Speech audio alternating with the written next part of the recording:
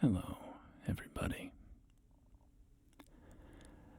and welcome to Castle Crashers. Castle Crashers. This video has been requested numerous times by a commenter named Totally Templar. So, thank you for the repeated suggestions. I do have a few people who leave frequent comments requesting certain things, and I do love to get to suggestions when I can. It is, of course, somewhat dependent on, resources. If I have the proper hardware to play it, if I own the game, all sorts of stuff like that. I'm very grateful for how successful this channel has been, but it's not really at the point yet where I can just kind of spend money willy-nilly on things for the channel. But I do love to do suggestions when possible.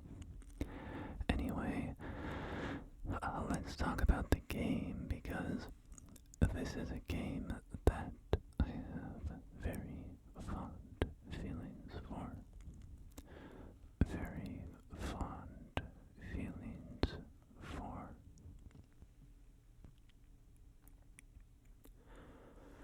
Castle Crashers is it's a game from the developer, the Behemoth, and the Behemoth has made a handful of games, something in the ballpark of 5 games, and they have been kind of a consistent part of my life since growing up. The first Behemoth game that I remember playing is Alien Hominid, which we had for the GameCube. Was that on the GameCube? Regardless, Alien Hominid is somewhat similar to what you are seeing now. It's kind of it's a side-scrolling action beat-em-up sort of game. And I did enjoy playing the game quite a bit, but my real fondest memories from it are a side mode that they had in the game called PDA games. PDA games. And in PDA games, you could play this little platforming challenge game where you had a little character and you would spawn in and you would try to get to the ending door or flag. I forget what it was exactly. And most importantly, this game was multiplayer. And Alien Hominid was too, but PDA games was multiplayer. And the reason that it sticks out so strongly in my mind is because of how much I played that mode with my brothers. We played a lot of PDA games, and I have very strong memories of it, especially because you could kill your competitors in PDA games. You could do like a down slam attack, which we always called a butt slam, and you could butt slam your, fellows on the platforming course and kill them. And the fights, often in good fun, but also sometimes, a bunch of siblings, sometimes, of course, they would devolve into not so fun anymore.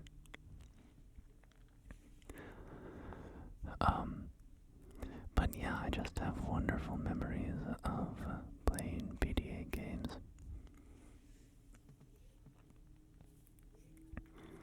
And I have really good memories with all of the Behemoth games.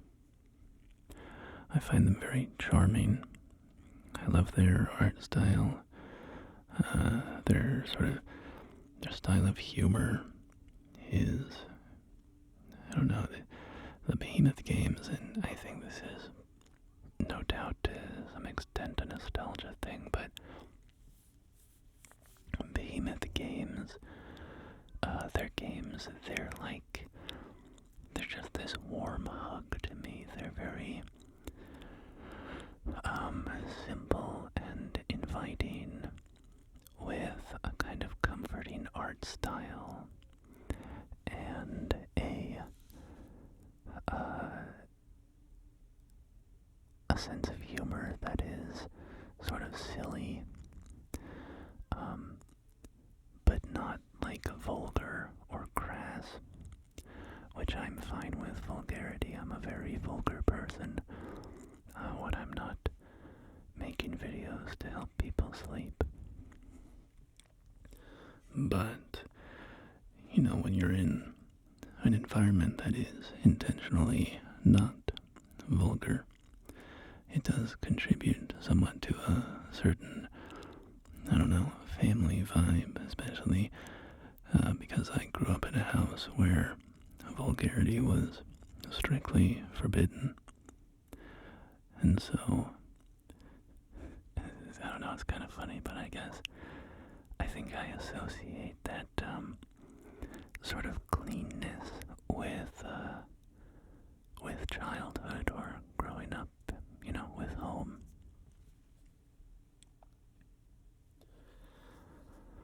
But yeah, I just love these games. There's Alien Hominid, and then they have this Castle Crashers, which is also multiplayer, and multiplayer is by far the best way to play this game. I did play it with my brothers. We had a full lobby, and you can play with up to 4 people. And I do think the more the better, because they do have some elements of the game that just work better with multiple people.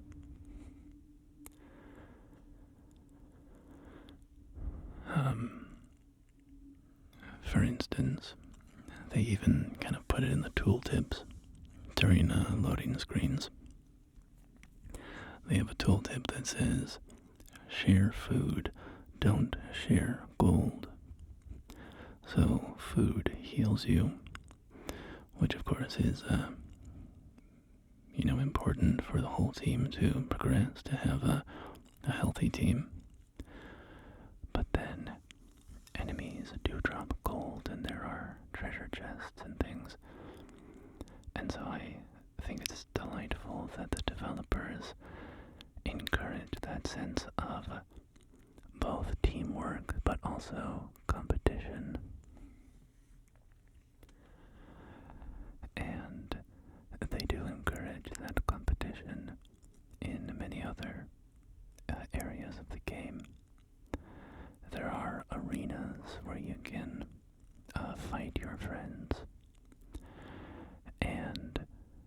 we'll see it soon. Well, we won't see it soon, actually, unfortunately, because I'm playing alone. But at the end of major boss fights, when you rescue one of the princesses, who you might have seen earlier, these 4 princesses are all being kidnapped. And so one of your objectives is to rescue the princesses. And every time you rescue a princess, the princess is she's going to give a smooch to one of the brave knights who rescued her. But to determine who gets the smooch, everybody on your team suddenly pulls out their weapons and faces each other, and friendly fire is turned on, and you have to kill your friends, your teammates. And the last man standing gets to smooch the princess.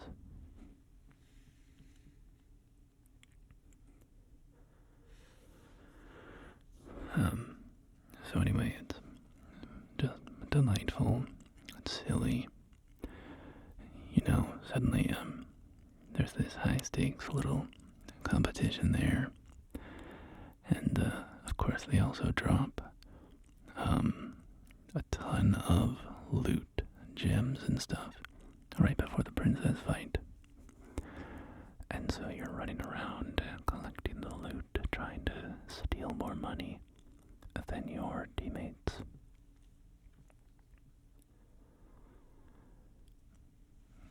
So here we have our first boss here.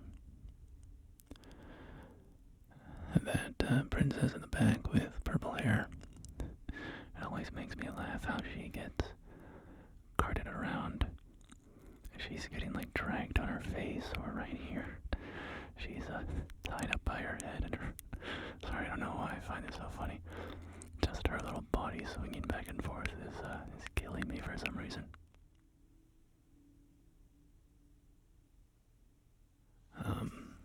There are also a ton of playable characters in this game. I chose this boring gray knight, but the 4 starting knights are all kind of elemental, color-themed characters. And as you play through the game, you unlock more and more playable characters.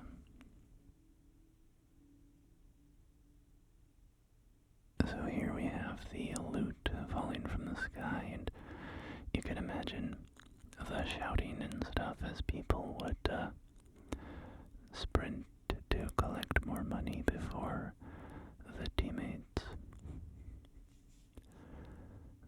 So here we get our well-earned smooch from the red princess. And we can go ahead and level up here. And I will imitate what I did when I was much younger, playing with my brothers, which was just dump all my points into strength. I do remember that being pretty fun as well.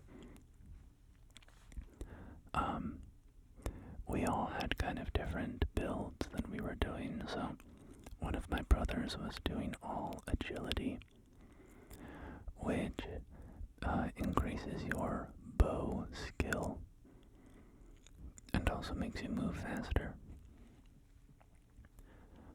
And you can imagine that was quite the buff during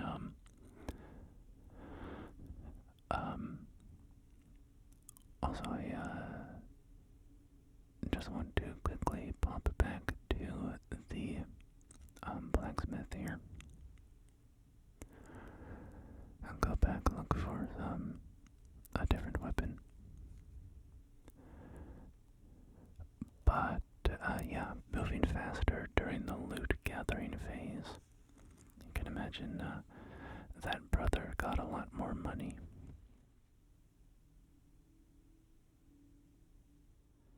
And then it was also very funny during the arena combats, because he would zip around like a little bumblebee, and I, with my, giant, I would just go all in on strength and defense, so I was a big walking tank. But I would move at like a quarter of his speed. So he would just be running constantly, blinking arrows at me, and I would be trying to chase him down, which was very difficult, but if I ever got my hands on him, it would be like one hit and he would die. And then my other brothers, I know one of them was very into the magic, so he upgraded his magic a lot. I forget what our last teammate did.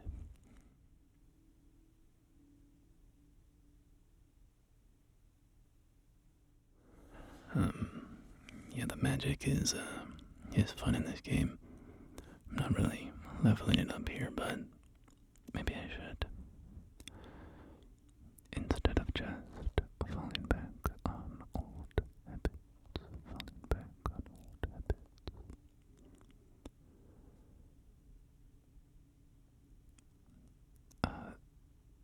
These big buff versions of the characters, they have these designs for everybody because you can play all the characters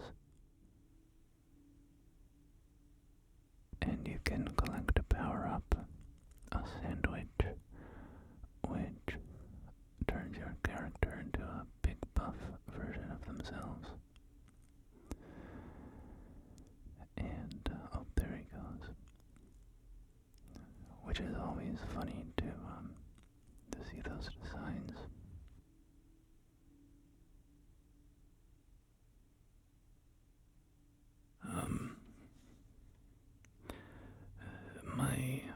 Probably my favorite Behemoth game, although I might have the best memories with Castle Crashers, but I think my favorite Behemoth game is Battleblock Theater. Battleblock Theater. And Battleblock Theater is a primarily platforming focused game, so you're platforming through these two-dimensional maze structures. And, there's tons of, the mazes are formed of little blocks, and all of those blocks can be different, have different powers or hazards or whatever.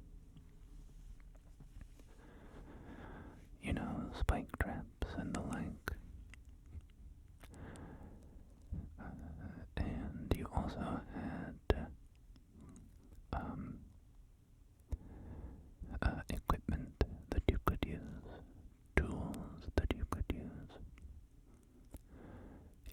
Shoot a big green bubble that would slowly rise, and then you could jump on that bubble and get a little extra height in one of your jumps.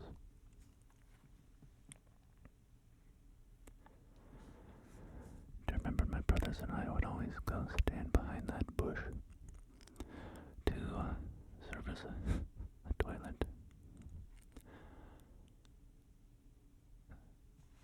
So moments like these were also funny in multiplayer because, there's a nice juicy chest over there.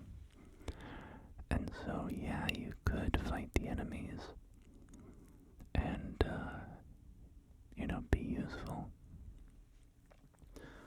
Or you could just make a beeline for the chest. So naturally, everybody just makes a beeline for the chest, and nobody's fighting the enemies. And we're all getting, shot with arrows and stuff.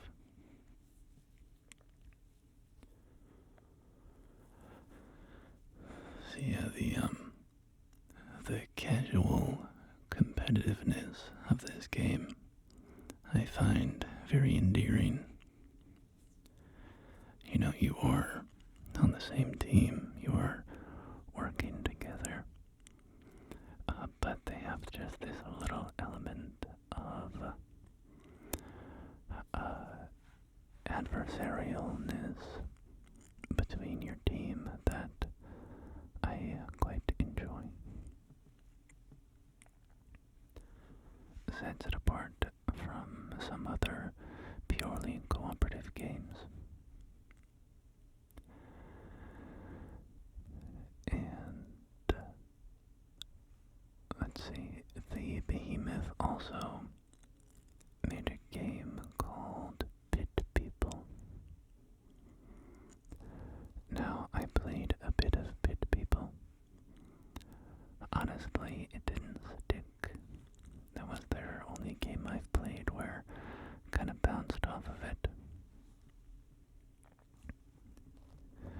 It was a tactics game.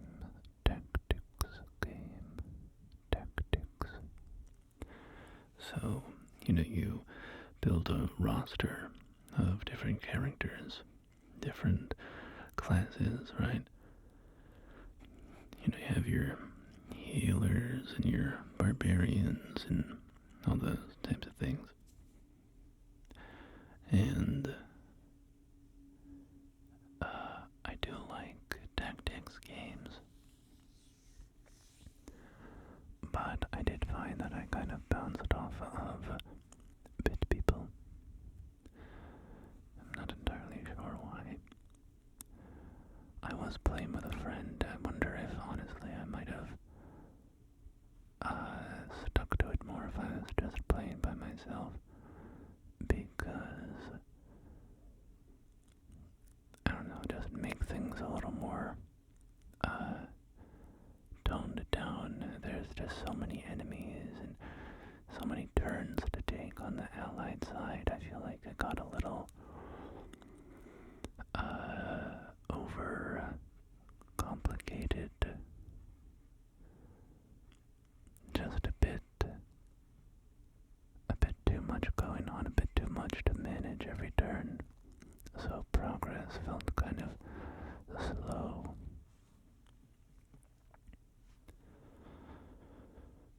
But, I don't know. I feel like if I went back to it at some point, I can't get that blue gem. Tragedy of tragedies. I wonder if I took a second crack at it, if I could enjoy it.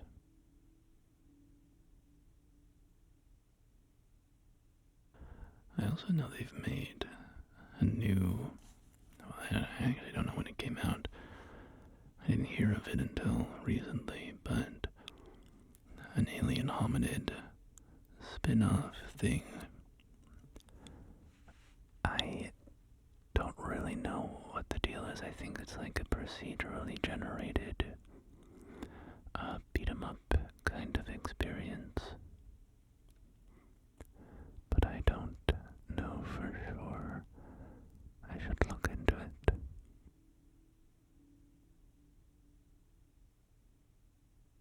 Yeah, this big nasty troll chasing us down. Do you remember with my brothers we all wanted to get the deer that was pooping? The deer that is just propelling itself by pooping.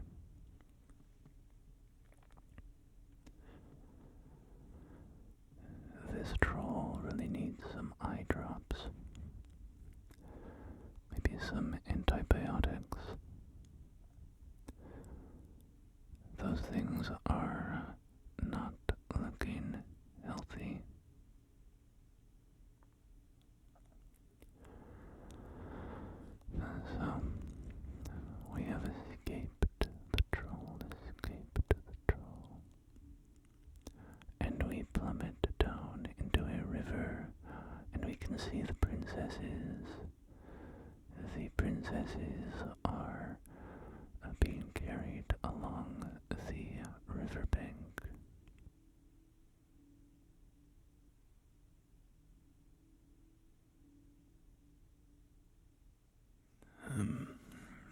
yeah, I'm always interested in new Behemoth games, so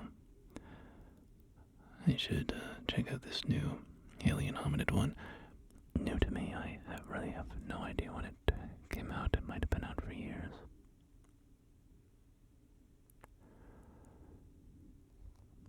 We have a little white bunny jumping along the shoreline there.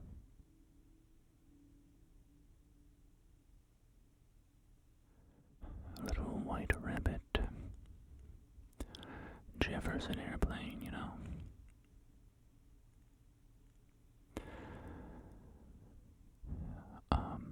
I like these big, grumpy-looking fish characters, and how they just, kind of start weeping and sink underwater.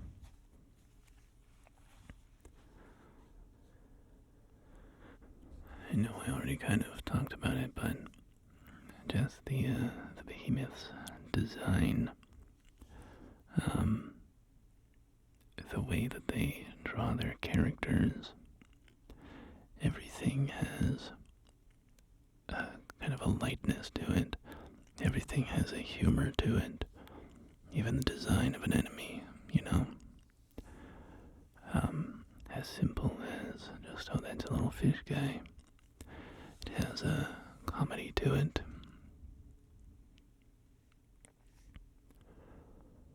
And so, of course, here we have a catfish. A very literal catfish.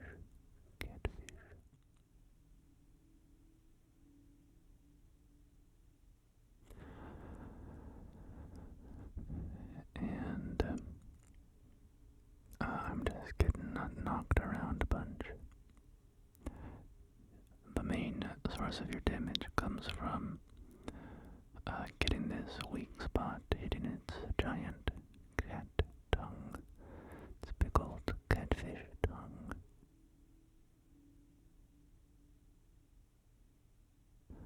And I'm just getting greedy, trying to hit it multiple times. But it honestly doesn't do that much damage when it punches you, so I'm not too concerned. Something I do like about this game, just kind of occurring to me now, is I like how the king, comes with you on your adventure. He's sort of bringing his army with you.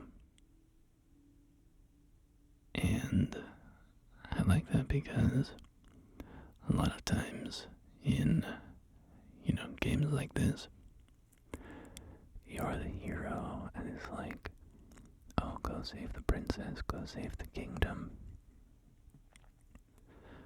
And in this case, it's like, you're kind of the vanguard.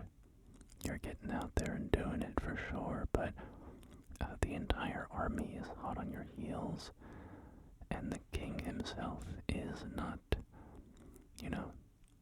staying out of the picture. He's like, alright, I gotta get out there and save my daughters and bring the crystal back. I don't know, I hadn't really considered it before, but it's kind of fun. And it makes for fun little narrative beats and changes in pacing because, if you're just fighting by yourself through enemies for the whole game, I mean, that's a lot of games do that, it's fine. But when you suddenly get reinforcements showing up, and now you're not fighting alone, that's kind of exciting.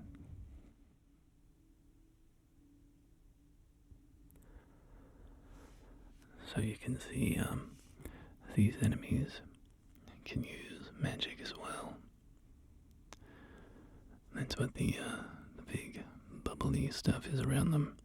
I do have magic, but it's just not worth using because of how little I've upgraded it.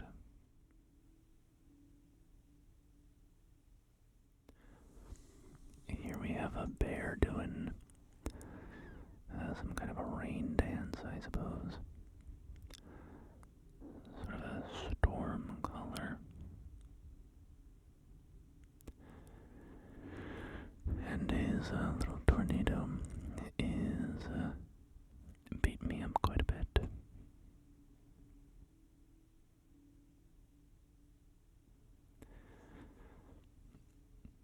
Not really sure what role these bears play. Are they allied with the enemy, or are we just kind of passing through their territory? And they don't like that.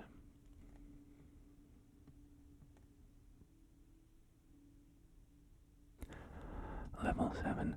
Leveling up, of course, always very nice, because you get an instant heal, so you can try to, play strategically. If you're about to level up, for instance, save a health potion.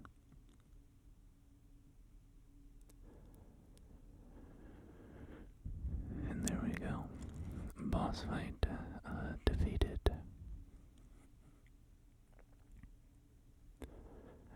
Except now we have some big buff bears. Big buff bears that just grab me and throw me and do a lot of damage.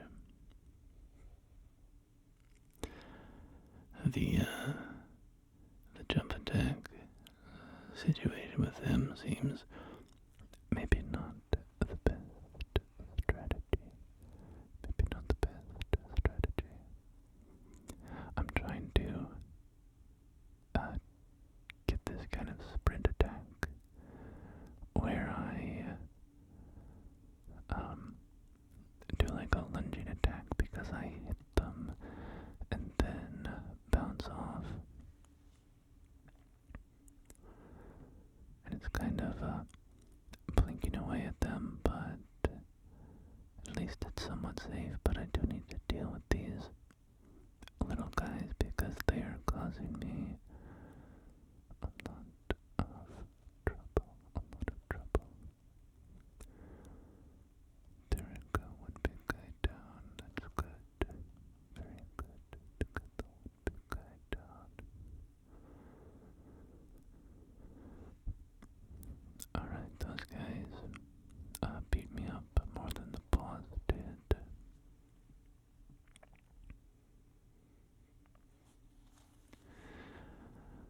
I do have a busy day today, so unfortunately I think we'll have to wrap this up soon. There is a boss fight very soon here that I think ends the level, so we are close to a good stopping point. Close to a good stopping point.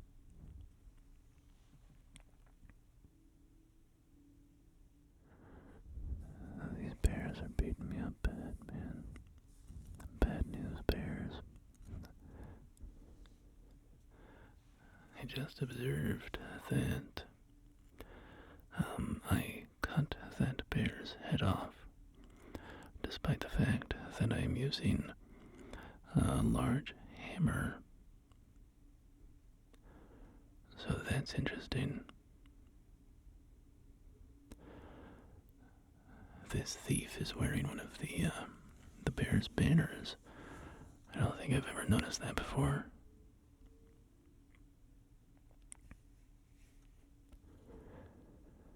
We've got some slimes falling down from the ceiling in this cave here.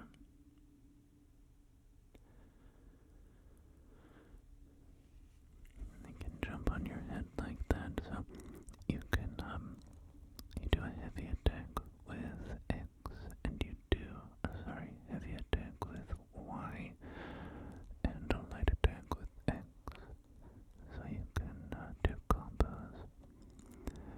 My favorite thing in the game is chaining the mid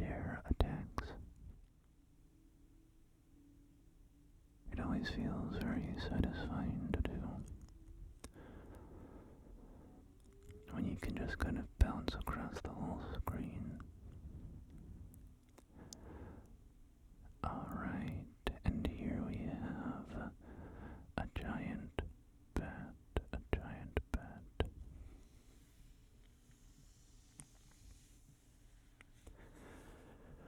Now, for some reason, I don't know why, I think this bat's name is Pipistrello. Pipistrello.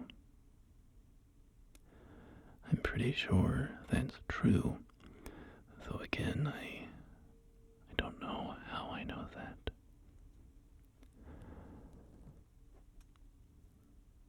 But he's got quite the tongue. That hit me. That was not good. Oops, okay. Well, my friends, I am dead. I am dead. So I think that will spell the end of our journey through Castle Crashers today. I definitely should have come to this store before going to that level.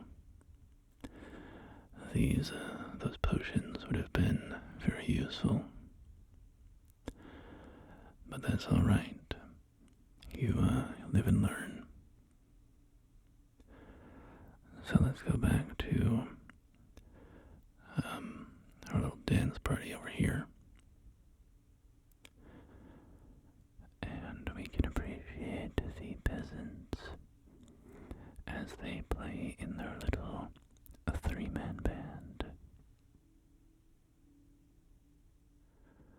with a sort of a medieval version of an upright bass, I guess, and a little guitar and a little hand drum.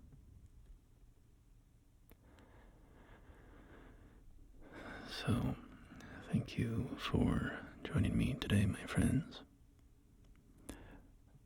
Thank you, Totally Templar, for the suggestion. And until next time, please take care of yourselves. And I will do the same. Goodbye.